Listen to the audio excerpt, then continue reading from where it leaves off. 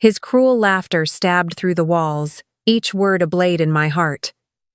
"She still thinks I'm her real son," he snarled to his friends, "and I've been bleeding her dry for years." My teacup shattered on the floor, my hands shaking with rage and agony, as 30 years of love burned to ashes in a single, unforgivable betrayal. I stood frozen in my living room, the shards of my broken teacup scattered across the hardwood floor. James's cruel words still burning in my ears. For 35 years, I'd raised him as my own, ever since my sister left him in my arms at a Portland hospital, her eyes wild with promises she'd never keep. "Just for a bit, Eleanor," she'd whispered, before vanishing into the night. That bit became my life. I'm Eleanor Harris, a retired nurse from a sleepy Oregon town, where the air smells of pine and my rose garden blooms brighter than my neighbor's envy. This old farmhouse, 5 miles from downtown, holds every memory of James, his first steps in the kitchen, his crayon drawings on the fridge, the late nights I sat up nursing his fevers. I gave him everything. My savings, my heart, my dreams. I thought he saw me as mom, not just some stand-in. Every Sunday, I'd bake his favorite blueberry muffins, and he'd grin, saying, "Nobody does it like you, Ma." I believed that smile. I believed him. But last night, his laughter wasn't the boy I raised. It was sharp, cold, like a stranger's. How long had he known he wasn't mine? How long had he played me? My hands trembled as I swept up the porcelain pieces, each one cutting deeper than the last. I needed answers, and the truth was hiding somewhere in this house, waiting for me to find it. The broken teacup was still scattered across my living room floor, a jagged reminder of James's words slicing through my heart. I couldn't sleep that night, the echo of his cruel laughter looping in my mind like a bad song. I'm Eleanor Harris, and for 35 years, I thought I knew the boy I raised in this Oregon farmhouse. But now, standing in the dim glow of my kitchen at 3 a.m., I felt like a stranger in my own life. I had to know the truth. How long had James been lying? How deep did this betrayal go? I started in the attic, where I kept the old cedar chest my mother left me. Inside, beneath a quilt I'd sewn for James's 10th birthday, was a small wooden box, its lock rusted from years of neglect. My fingers trembled as I pried it open, revealing a faded envelope with my sister's frantic handwriting. "Take care of him, Eleanor," it read. Dated the day she left James in my arms at that Portland hospital 35 years ago. I'd always meant to tell him, when the time was right, about his real mother, about the love that made me his mom. But the envelope seal was broken, the edges worn, as if someone had opened it long before. James had known. He'd known and never said a word. I sank onto the attic floor, the letter shaking in my hands. My mind raced back to the times he'd offered to help with my finances sorting mail, paying bills online, insisting I didn't need to worry. "I got this, Ma," he'd say, flashing that boyish grin I trusted so blindly. But now, that grin felt like a mask.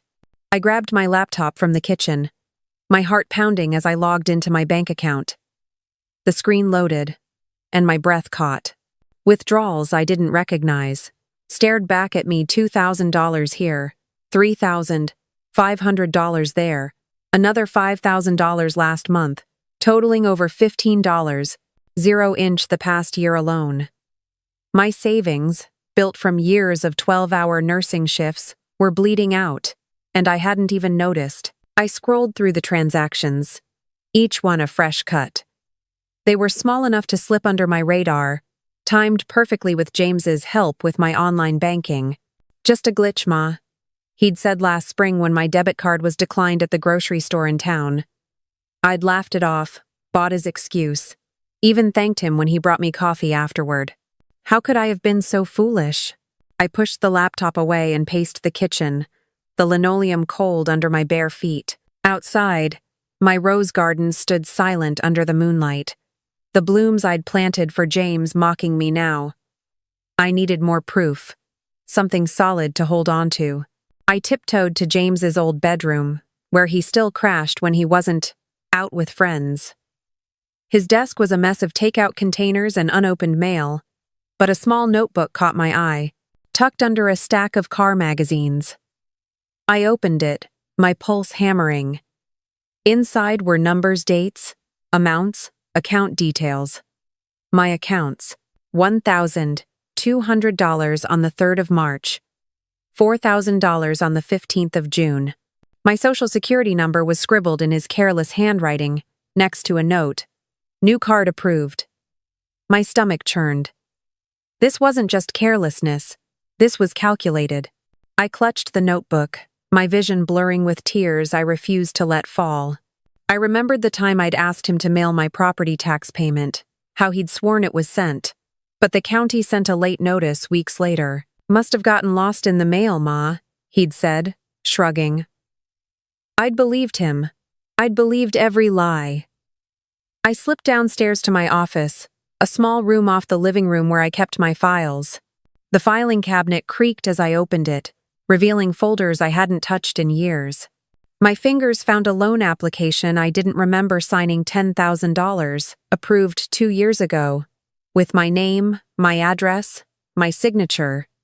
But the handwriting wasn't mine. It was close, too close.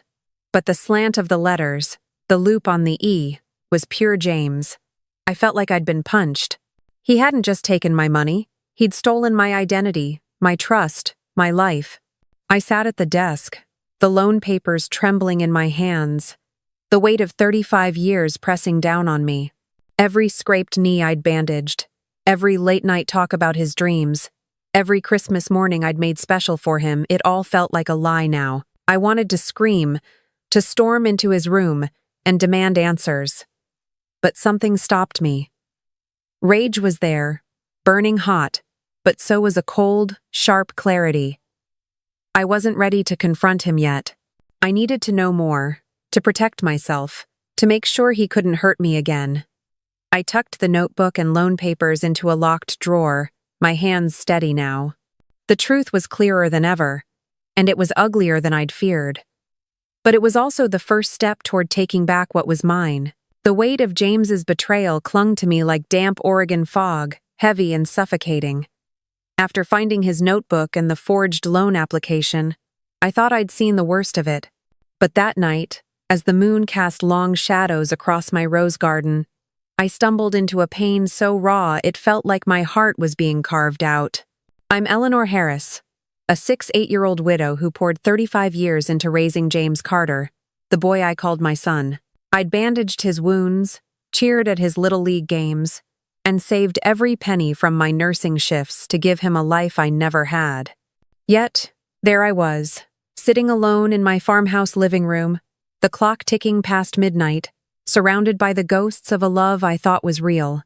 It started with a shoebox I found under the guest room bed, where James sometimes left his things. I hadn't meant to snoop, but the truth was pulling me like a current I couldn't fight. The box was old, its edges worn soft, and inside was a bundle of letters tied with a rubber band. My breath hitched when I saw the top one, addressed to James in a handwriting I didn't recognize. I opened it, my hands trembling like leaves in a storm. "You're a genius, man," it read. "She's got no clue you're not her kid. Keep milking that trust fund. Easy money." The letter was signed, Mike, one of James's buddies from the bar in town. My knees buckled, and I sank to the floor, the letter fluttering down beside me. He'd bragged about it, to his friends. Like my life was a game, my love a punchline. I rifled through the box, each letter worse than the last. One mentioned a car James bought, a shiny red Mustang he'd parked in my driveway, claiming he'd earned it with overtime. Another laughed about how he'd convinced me to skip my bank statements, saying, "Ma, you don't need the clutter." I'd smiled, grateful for his help, while he was siphoning my savings. The final blow was a photo tucked at the bottom. James, maybe 10 years old, holding a Mother's Day card he'd made me, the one that said, "Best Mom Forever," in crooked crayon letters. I'd framed a copy of that card, hung it in my hallway, and dusted it every week. But this photo had a note scrawled on the back in James's adult handwriting. "Kept this for leverage. She's too sentimental to suspect. My chest tightened, and for the first time in years, I let the tears come, hot and unstoppable, soaking the floorboards of this house I'd built for him. I clutched the photo, my sobs echoing in the quiet. Every memory felt tainted now his first home run. The nights I read him bedtime stories. The way he'd hug me when I picked him up from school. Had it all been a lie? I thought you loved me, James. I whispered to the empty room, my voice breaking. I gave you everything. The rose garden outside, where I'd planted his favorite pink blooms, seemed to mock me through the window. I remembered his grin when he'd said, "Those roses are the best, Ma." And I'd believed he meant it. Now I saw it for what it was. A performance, a script to keep me blind. I wanted to scream, to rip up every letter, to burn that photo and erase the boy I'd raised. But the pain was deeper than anger. A bone-deep ache that made me feel like I was dissolving. I dragged myself to the kitchen, the shoebox still in my arms, and sat at the table where we'd shared countless Sunday breakfasts. The chair across from me, where James always sat, felt like a wound. I could still hear his voice, casual and warm. "Pass the syrup, Ma. You make the best pancakes." I'd beam, thinking we were a family. Now, I saw the truth he'd been playing me for decades, using my trust like a credit card with no limit. The letters spread out before me were proof, but they were also a mirror, showing me how naive I'd been. I'd raised a man who saw my love as a weakness, my home as a bank. My fingers traced the crayon heart on that old photo, and I whispered, "How could you?" The question hung in the air, unanswered. But as the tears dried, a spark of resolve flickered inside me. This pain was unbearable, but it wasn't the end. I wouldn't let it be. I stood, the shoebox heavy in my hands, knowing I had to protect what was left of my life, no matter how much it hurt. The pain from James's betrayal cut deeper than I ever thought possible. Those mocking letters and that crayon-scrawled photo burning holes in my heart. I'm Eleanor Harris, a 6'8" widow who gave 35 years to a boy I thought was my son. But sitting on that cold living room floor, surrounded by the wreckage of my trust, something shifted inside me. The tears dried, and a quiet fire sparked. I wasn't just a victim anymore. I was done being James Carter's fool. In my Oregon farmhouse, where the rose garden outside stood as a silent witness to my sacrifices, I decided to fight back not with screams or tears, but with a plan as sharp as the thorns on those blooms.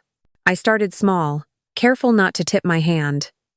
The next morning, as James lounged in the kitchen, scrolling through his phone over coffee I'd brewed, I watched him like a hawk. "You're up early, Ma," he said, not even looking up, his voice smug as ever. "Couldn't sleep," I replied, my tone light, masking the storm inside.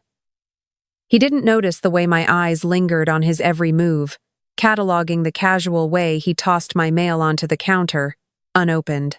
I knew now those envelopes never reached the post office. I drove 10 miles to the next town over, a place James never bothered to visit, and opened a P.O. box at the post office. "Just for some privacy," I told the clerk, who nodded without question. My bank statements, my social security checks, my life, they'd go there now, far from James's prying hands.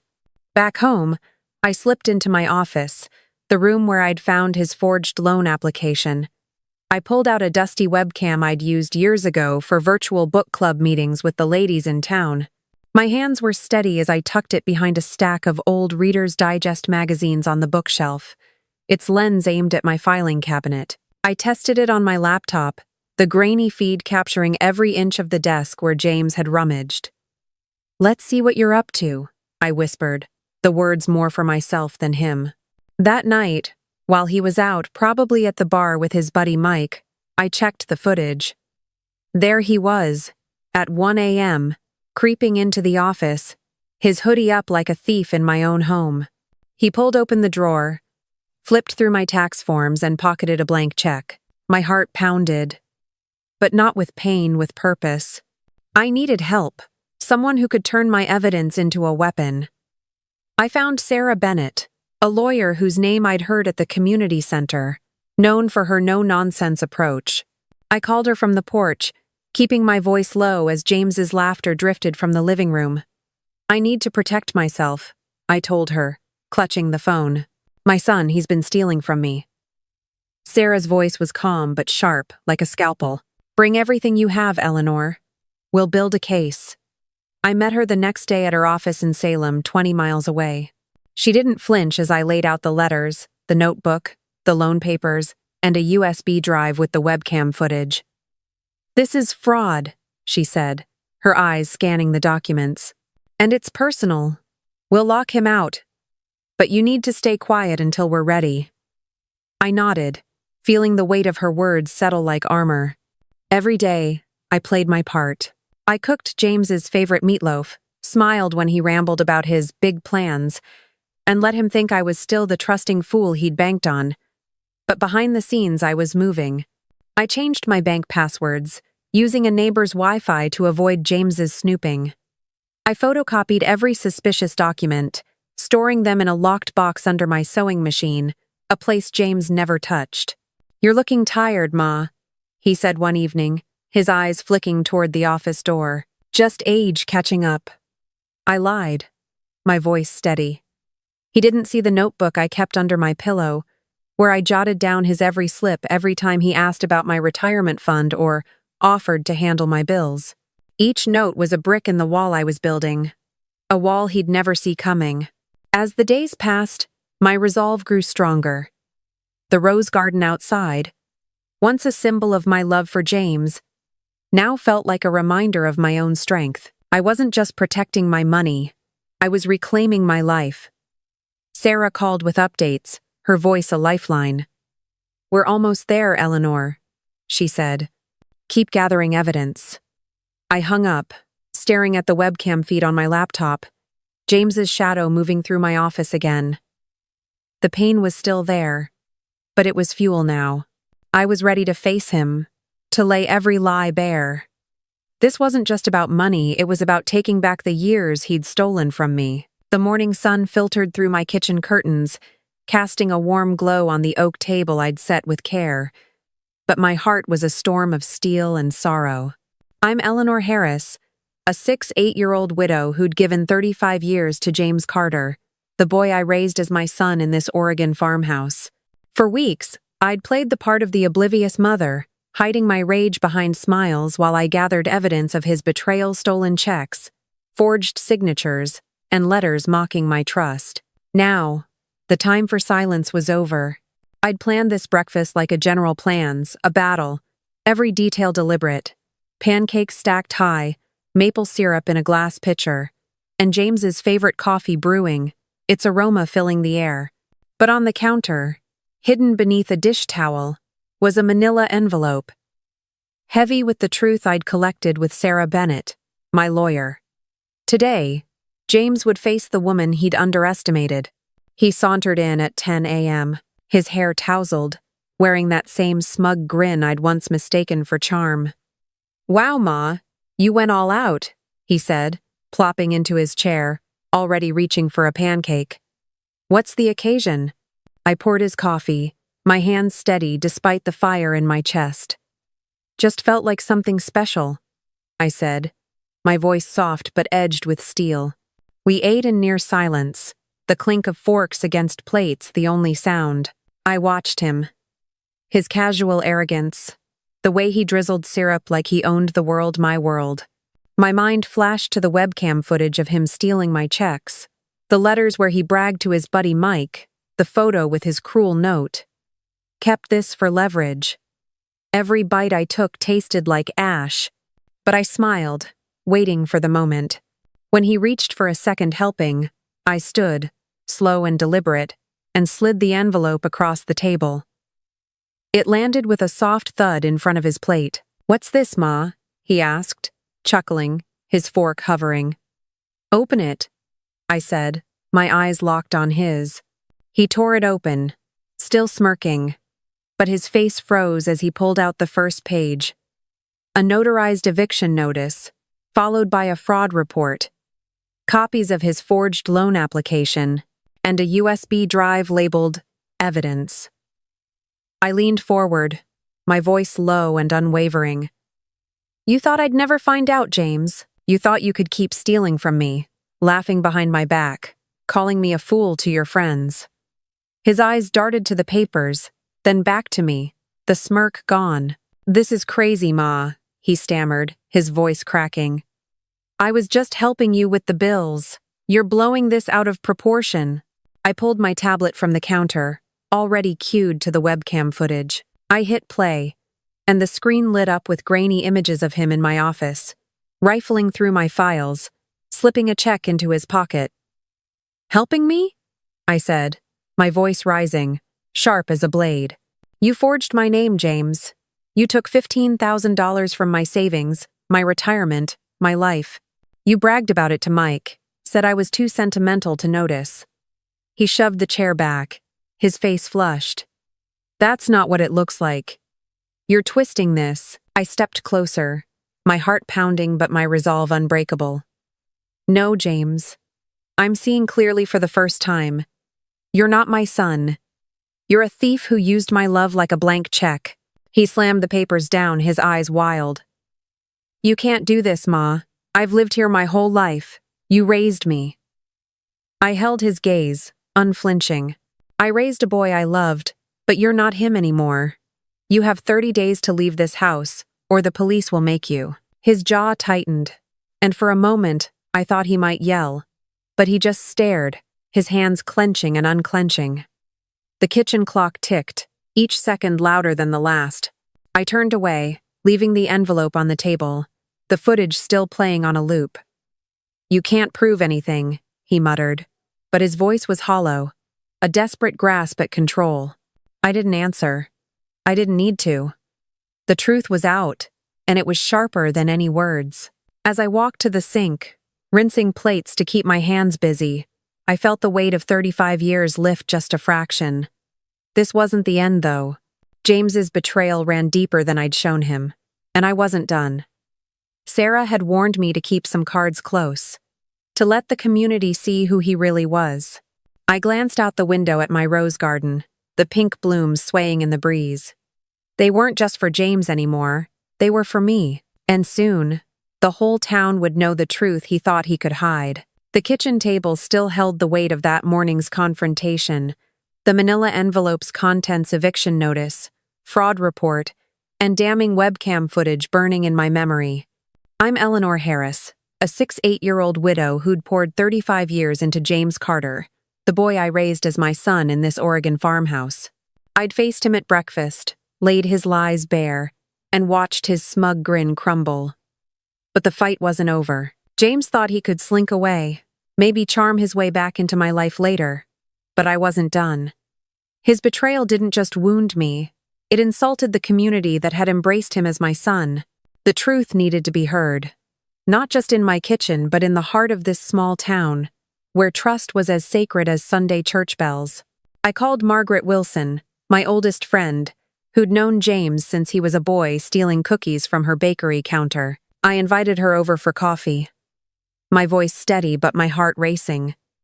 She arrived the next afternoon, her silver hair pulled back, her eyes warm with the familiarity of decades. We sat in my sunroom, the rose garden glowing outside, and I poured her a cup from the old percolator she'd given me years ago. "Eleanor, you look like you've seen a ghost," she said, her brow furrowing. I slid my phone across the table, a recording already cued. "Listen to this," I said, my voice low. The audio played James's voice, cocky and cold, from a night at the bar with his friend Mike. "She still thinks I'm her real son, man. I've got her accounts on lock. She's too soft to notice." Laughter followed, sharp and ugly. Margaret's hand flew to her mouth, her coffee untouched. "My God, Eleanor," she whispered. "He said that? After everything you've done?" I nodded, my throat tight, but my resolve ironclad. "There's more," I said, pulling out the letters from the shoebox, the ones where Mike called my life easy money. I showed her the webcam footage on my tablet, James slipping a check from my desk like a seasoned thief. Margaret's eyes filled with tears, but they burned with anger too. I watched him grow up, Eleanor. I gave him summer jobs at the bakery. How could he do this? Her voice shook, mirroring the betrayal I'd carried for weeks. I leaned forward, my hands clasped tight. He didn't just steal from me, Margaret. He stole from the trust we all gave him. I need you to help me make this right. She reached for my hand, her grip firm. Whatever you need, I'm with you. I drove to Sarah Bennett's office in Salem, 20 miles away, with Margaret by my side. Sarah, my lawyer, greeted us with her usual sharp efficiency. Her sleeves rolled up over a desk stacked with files. I handed her the recording, the letters, and a new piece of evidence I'd found the night before, a bank statement showing a $7,000 transfer to an account in James's name, dated just days after he'd helped me update my online banking. Sarah's eyes narrowed as she listened to the recording. "This is gold, Eleanor," she said, tapping her pen. "With Margaret as a witness, we can take this to the police and the community board. He won't just lose access to your money, he'll lose his standing in this town." I nodded, the weight of her words like a shield. "Let's do it," I said. The next day, Sarah filed a formal fraud report with the county sheriff's office, attaching the recording, and Margaret's signed affidavit. By evening, whispers spread through town, first at the diner, then the church, then the hardware store where James used to loiter. People I'd known for decades stopped me at the grocery store, their faces shocked. "Eleanor, is it true about James?" asked Mrs. Thompson, who'd taught him in Sunday school.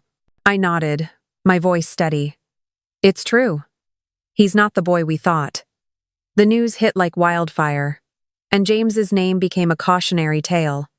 His red Mustang, once a point of pride, now sat abandoned in my driveway, a symbol of his shame. As I stood on my porch that night, watching the stars over my rose garden, I felt a strange mix of relief and ache. Exposing James wasn't just about justice, it was about reclaiming my voice. But the town's judgment wasn't enough. I needed to close this chapter for good, to rebuild the life he'd tried to take. Sarah had one more step planned, and I was ready to see it through. The whispers of James Carter's betrayal had swept through our small Oregon town like wildfire, leaving a trail of shock and pity in their wake.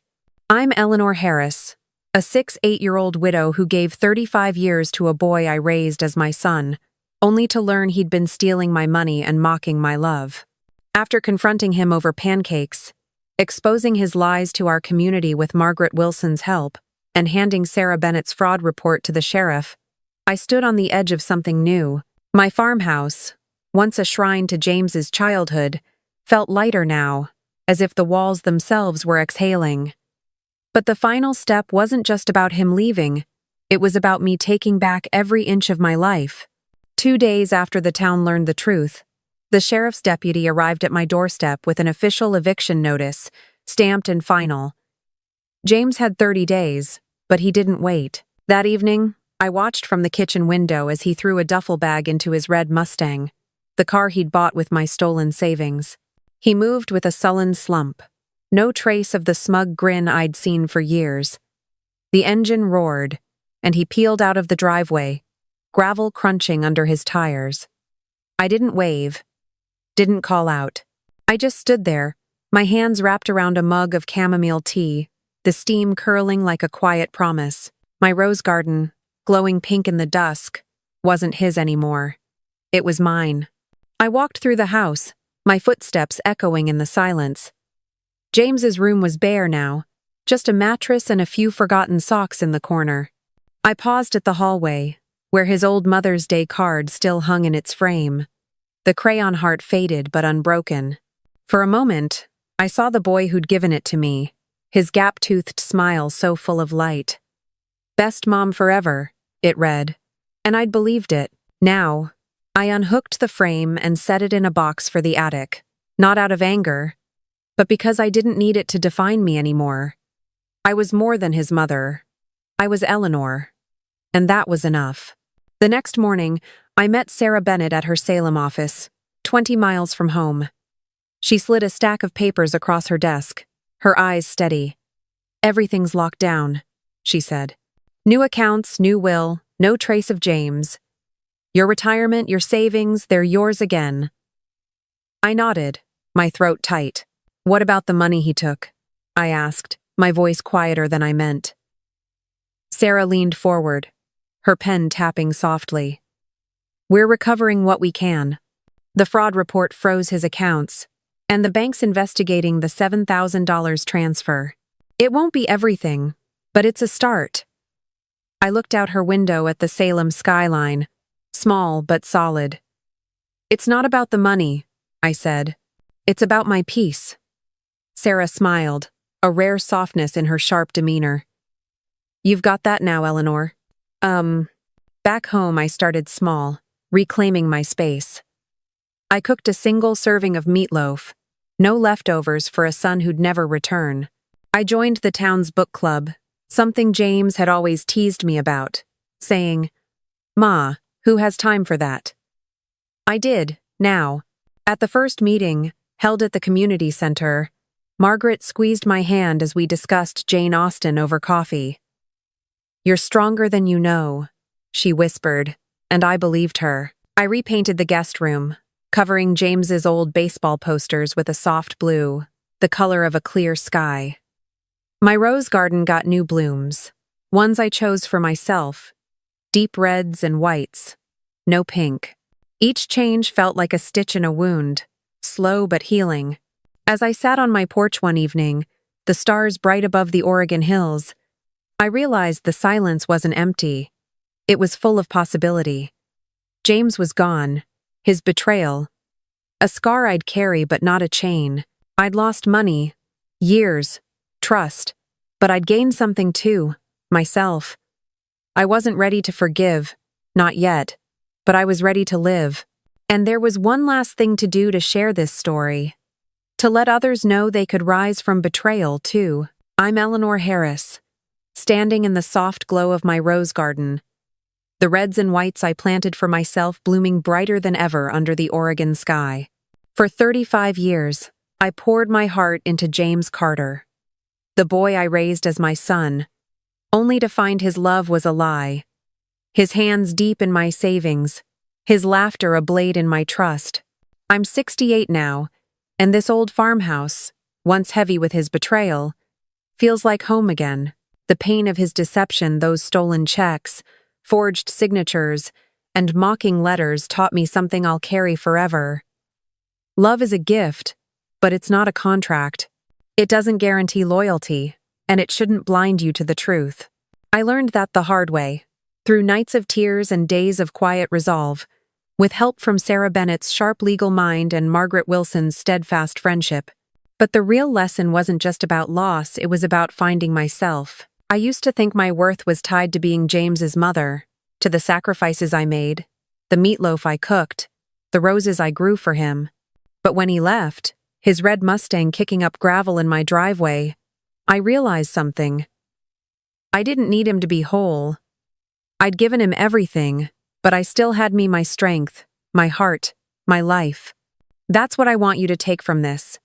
If someone's betrayed you, if they've taken your trust and turned it into a weapon, don't let their choices define you. You are not their mistakes.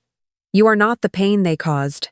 You are enough, and you deserve to stand up, to reclaim your peace, to choose yourself. I did, and it's like breathing for the first time in years. My garden, this house, this life, they're mine now, not because I fought James, but because I fought for me. I'm sharing this story because I know I'm not alone. Maybe you've loved someone who didn't love you back the same way. Maybe you've given everything, only to find it wasn't enough for them. If that's you, I want to hear your story. Drop it in the comments below. Tell me how you found your strength, how you rebuilt after betrayal. Your words might just light the way for someone else. And if this story touched you, if it reminded you of your own resilience, please give it a like. It means the world to me and to others who need to hear this. Subscribe to the Unwanted Revenge. We're telling stories of real people, real pain, and real triumphs. And I'd love for you to join us. I'm not here to sell you anything. I'm here to remind you that you're stronger than you know. As I sit here, sipping chamomile tea under the stars, my roses swaying in the breeze. I'm not just surviving. I'm living. And you can too.